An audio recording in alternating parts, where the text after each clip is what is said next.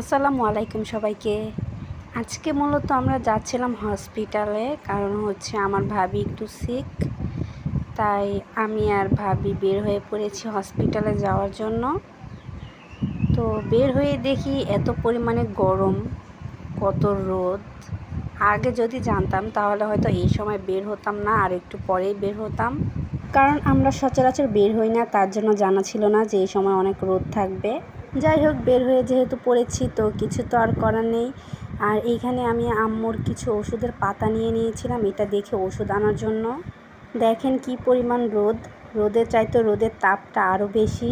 তারপর আমরা একটা রিক্সা নিয়ে নিয়েছি হসপিটালের উদ্দেশ্যে। আর রাস্তায় তেমন একটা জ্যাম ছিল না, মানুষও খুব কমই ছিল।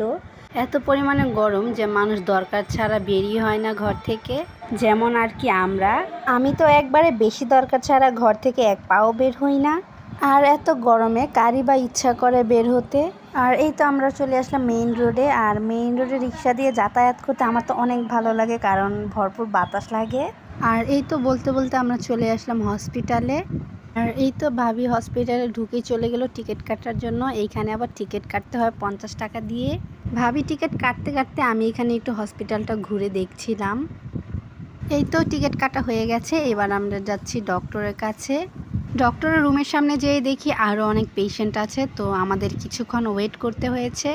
তো কিছুক্ষণ ওয়েট করার পর দেন হচ্ছে আমরা ডক্টর দেখিয়ে এখন ডক্টর একটা প্রেসক্রিপশন লিখে দিয়েছে, আর এটা অনুযায়ী আমরা এখন ওষুধ কিনে নিয়ে যাব বাসায়। তো আমরা এখন হসপিটাল থেকে বের হয়ে পড়েছি, আর আমাদের রাস্তায় কিছু কাজ আছে, আম্মুর জন্য আমার ঔষধও নিতে হবে।